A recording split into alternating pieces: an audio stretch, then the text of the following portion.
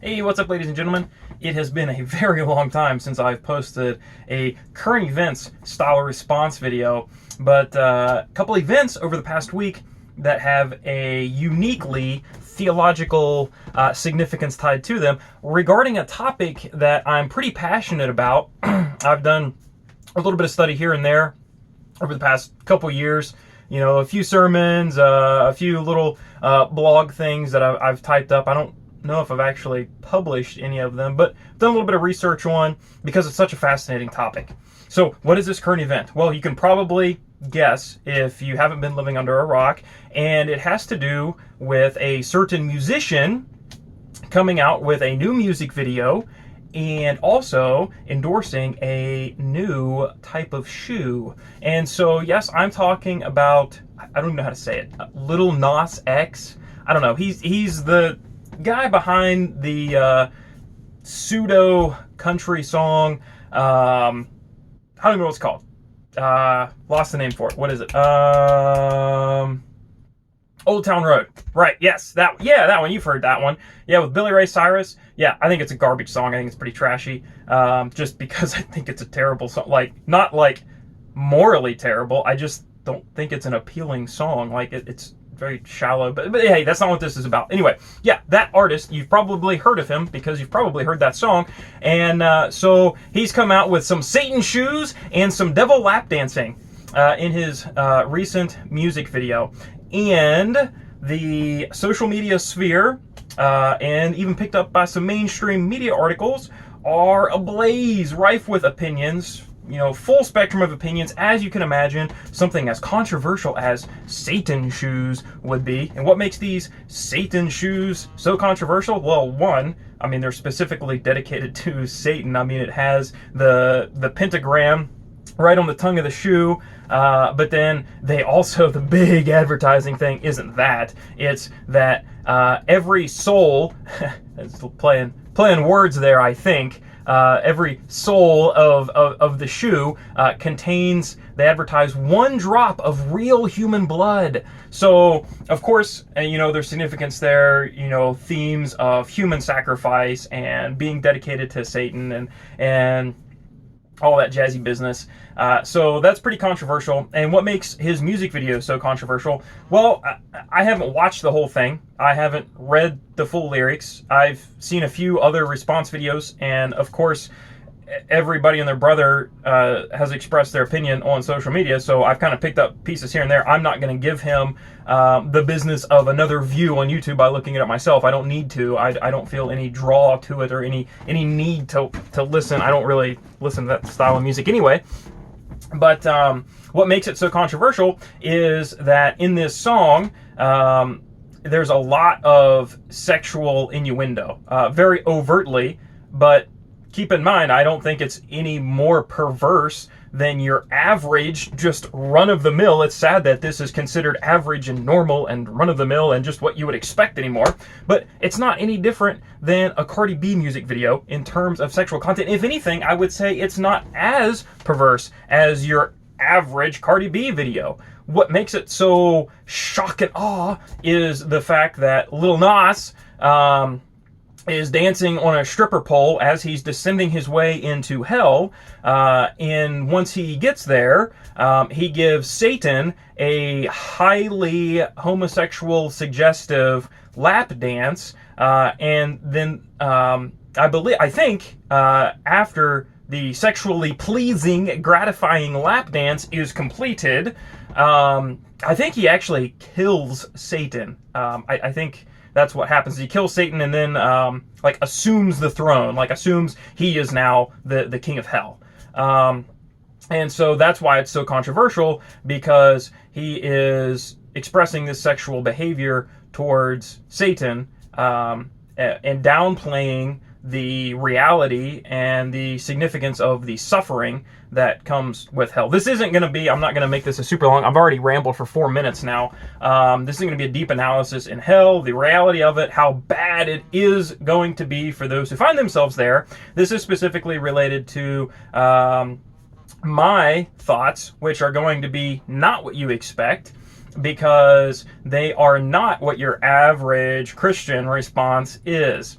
So first, let me clear up some misinformation out there. So number one is that Nike is not complicit in this. I can't tell you, like, I feel like I have to go rinse my mouth out with soap now for having to defend Nike because I can't stand the company of Nike. I do not support them in any way. I have not for several years now because of their increasingly woke agenda, their anti-police support, and just their overall hypocritical labor laws that they get caught up in. I mean, just look up Nike factory conditions in China. I mean, it's for being like this beacon of hope to social justice in the United States. Like, they could care less about that where they actually have factories, where they actually have employees. I mean, just look it up. I mean, super hypocritical company. I can't stand them. Don't support them. But I'll give credit where credit's due, and I will defend them in this. They're not complicit in these Satan shoes. They actually filed a lawsuit against the company who has partnered with Lil Nas to make these Satan shoes. They've sued the company for trademark violations because this company is advertising these Satan shoes in such a way that makes it appear as if it is a Nike-sponsored thing. And Nike has come out and they do not endorse this. So hey, good for you, Nike. I'll give you a W in that column. That doesn't really make up for all the L's you've got in my eyes over the past few years, but hey, good on you for that. Now to get to the real heart of the response here and dealing with the behaviors of the satanic shoes and this weird, highly sexually suggestive Satan music video. So a couple thoughts. One, should this really surprise us?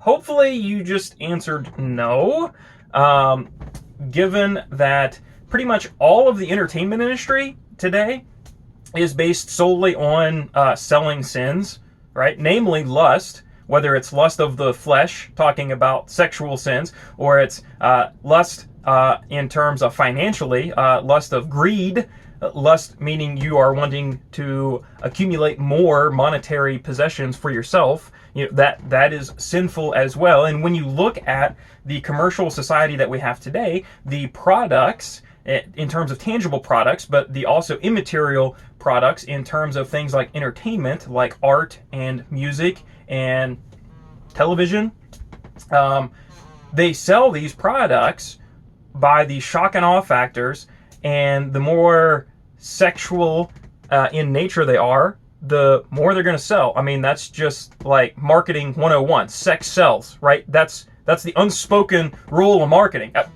It's probably even spoken. I don't have a marketing degree, but it's probably a spoken rule at this point, right? Sex sells, okay? Period.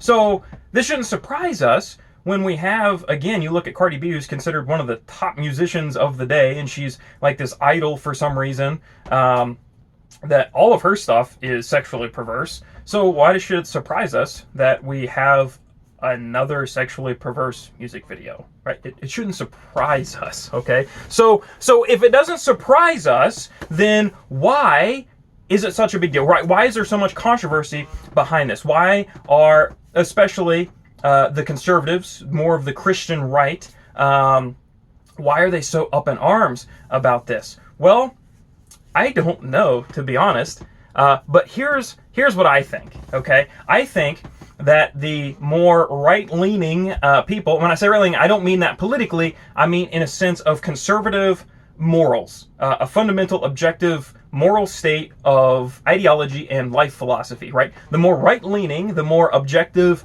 moral value code that you live by, that type of crowd is up in arms because of this principle, and that is, when we are confronted with the truth, it makes us very uncomfortable. I'm going to say that again. When we're confronted with the truth, it makes us very uncomfortable. Okay, what truth am I talking about? I'm talking about the fact that Satan's behind all of this anyway. Right? You don't have to show Satan, don't even get me started on horns and devil and red skin and all that stuff. Like, that's symbolic imagery. We don't have a clue what Satan would actually look like, right? We don't have to have satanic imagery, whether it's the devil and his horns or goat heads or, these dark demonic figures, sitting on a throne in hell, right? We don't have to have that imagery in our everyday life to recognize that Satan is behind all the sins of the world. So when you're watching a Cardi B video talking about all of the sexually perverse things that she wants to do with men and women, who's sitting on the throne of temptation in that video too? Well, it's still Satan. But we don't talk about that because we don't like to think about that. We'd rather just enjoy our entertaining award show. We'd rather enjoy the TV show that we watch, the music videos that we watch.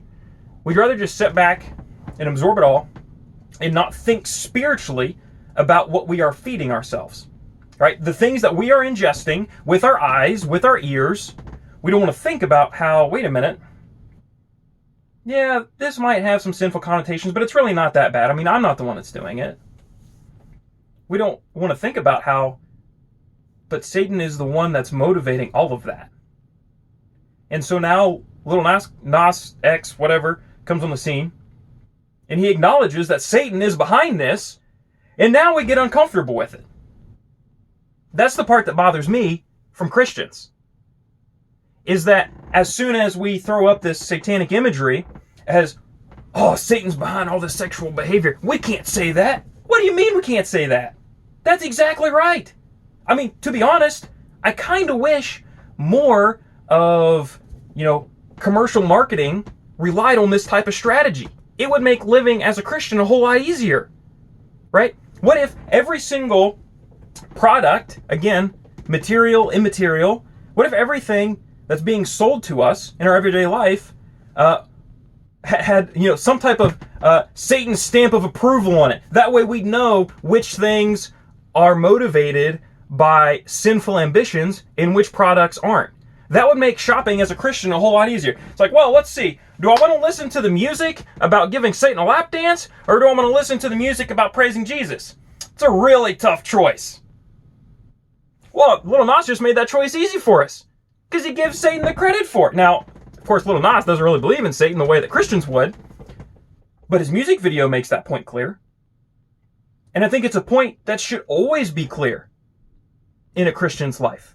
We need to be better about thinking spiritually in the way that Satan attacks us. One of my favorite movies, caveat, do not watch this movie that I'm about to tell you if you are not a very spiritually mature Christian, because it is given a hard R rating because of violence, because of nudity, because of sexuality. Holy smokes, Tyler, why did you even watch this? Well, one, I didn't know it had all that content in it when I started watching it, but two, it's still one of my favorite movies because I believe it presents an accurate view of the world.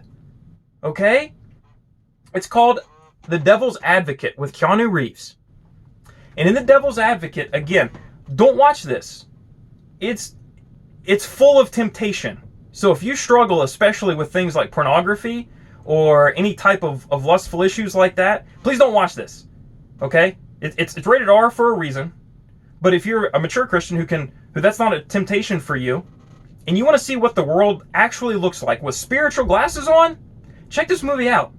Because what this movie does is it shows the moral degradation of Keanu Reeves' character, who's a lawyer.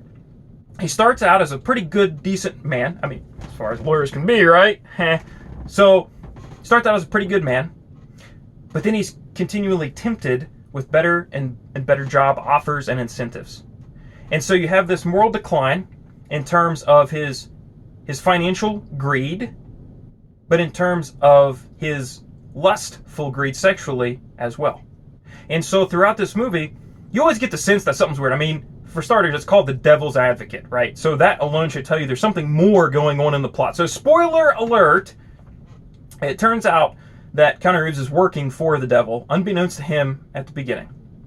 But then throughout the movie, there's increasingly suggestive flashes of like the real world, right? You have what you and I would see as just a normal business transaction, what Keanu Reeves sees as a normal business transaction, but then throughout the movie, it becomes increasingly clear that when you have this scantily clad woman, there's all of a sudden a flash of an image of a demon, right? And then when you start into these sex scenes, you start having, like, the veil is lifted, okay? And you start seeing Satan and the demons for all their influence in the world, okay? That's how we should be seeing the world as Christians anyway. When we see the little Nas video, yeah, I don't think it's a good thing. I don't think it's necessarily healthy for a society to lift up and make popular this type of content, especially for kids, especially when it's so accessible to kids. Because once again, if you're not theologically sound, if you're not spiritually mature, these types of videos and music can be very appealing, and it can lead you down the wrong path. It will lead you down the wide path, okay, that leads to destruction. It's going to lead you down that if you don't already have a good foundation. But if you do, then this type of content, Satan's shoes and lap dancing music videos, well, it should be like, yeah, okay, no surprise there. I mean, yeah, of course, Satan's behind it. So, again, I'm kind of wishing that this kind of material was even more popular, because it would make being a Christian in our daily decisions a little bit easier. And so let me just check. I want to make sure I hit all the bullet points here. Yeah. So closing point here, connected to that thought, is what if our life was actually like that, like in A Devil's Advocate? What if we really saw the world the way that Lil Nas's music video presented it? What if every time an immodestly dressed person, male or female, an immodestly dressed person, had devil's horns, or Satan's tail, or these black wings, a black halo, something like that. Every time somebody dressed immodestly, they had that. So that when you looked at them, you'd be like, first thought is, oh wow, look, whoo, that is one gorgeous girl, holy smokes. And then when you start getting those lustful temptation thoughts, boom, Satan reveals himself, and there's some devil horns that pops up. Be a little easier to look away. Be a little easier to flee from that temptation when we have the spiritual eyesight to see what's truly going on. What if every single dollar, picture a dollar, I don't have my wallet in here, picture a dollar bill, every single dollar that you earn or spend that is motivated by selfish and greedy ambitions, what if those dollar bills were marked with like Satan's seal of approval? Like instead of George Washington, you've got like a Satan head, and it's got like Mark of the Beast serial number or something. I don't know, right? It would make figuring out how to earn and spend money a whole lot easier as a Christian, wouldn't it? When we're about to buy something, or we're going out and working really hard for something, if that something is from sinful ambitions, it would make it really easy to put away those ambitions if we had that little Satan seal of approval. It's like, oh, whew, Satan has approved of this message. Maybe this is a message I should get out of my life. So, all that said, I've already went a few minutes longer than I intended. I was trying to keep it under 15. I'm always verbose. I apologize. But the key takeaway here for Christians is like, hey, listen, if you want to be upset, fine, be upset. You want to be up in arms about it? Sure, be up in arms about it. You know what? Be consistent. Be consistent in life. Think about your daily life. Think about all the other things think about your favorite TV show. Think about your favorite movies. Think about how you spend your free time, the things that you spend it on. How many other sinful things can you see in your life that you welcome and invite? When you sit down at the end of the day, you're tired, it's a long day, you want to relax on the couch and throw on a movie, throw on some TV. How many sinful imageries do you see? Or, again, when you're going out and trying to make decisions on what products you're buying or how you're going to spend your money or why you're working, how many sinful desires do we have that we want to act upon? How many temptations are in our life that we just willingly accept these temptations? We've become accustomed to not fleeing from temptation because we don't see them for what they really are. we've become too comfortable. And that's why I think that the reason for all the big hoopla is because we don't like it when we're confronted with the truth. We don't like it that when we think that the good things in our life could possibly be from Satan himself, kind of makes us uncomfortable. We have to face that harsh reality. And so the studies that I mentioned at the very beginning of this video, I've studied a little bit about like the way Satan attacks us. And because of how common the imagery is of, Satan as this, big devilish horned guy. And we want to picture Satan as like the ultimate evil villain. Like, it's easy to say that Satan is to blame for the Holocaust or some tragedy event like that. But when you read through the scripture and you read through the types of temptations that exist in this life, you read the way that he tempted Jesus. He didn't tempt Jesus with committing genocide. He tempted Jesus with something as simple as bread. He tempted Jesus with an earthly kingdom, with material riches. We know that Satan can work through false prophets that appear even as angels of light. Okay? And so what we need to be better about is discerning the spiritually good things from the spiritually corrupt things. And the only way to do that, folks, is to just study. Read your Bible. Okay? That's going to be the easiest way. And then just start working on applying it. Pick out one thing in your life. So here's a little bit of life application. Pick out one thing in your life that you think would make you a better Christian. Whether it's more time in prayer, more time reading, more time in charity, service, and volunteer work. Pick out one thing and just make it a goal to slowly build up the amount of time you spend doing that one thing. You don't have to start off by dedicating 24 hours of the next 36 hours to reading the Bible, right? No, just small chunks, right? Go volunteer, once a month. Read a chapter a day. Small things. And over time, you'll become much more attuned to being able to recognize the truly God-given good things in your life from the deceitful, oftentimes pleasurable, Satan-given things in your life. So that's where we're going to close. Don't be too upset about the Little Nos video. I mean, honestly, hey, good job for him for giving credit where it's due. Thanks for giving Satan the credit for sinful things. That is the reminder that we all need. And you're welcome for giving you that reminder as well. So as always, guys, love you all, and God bless.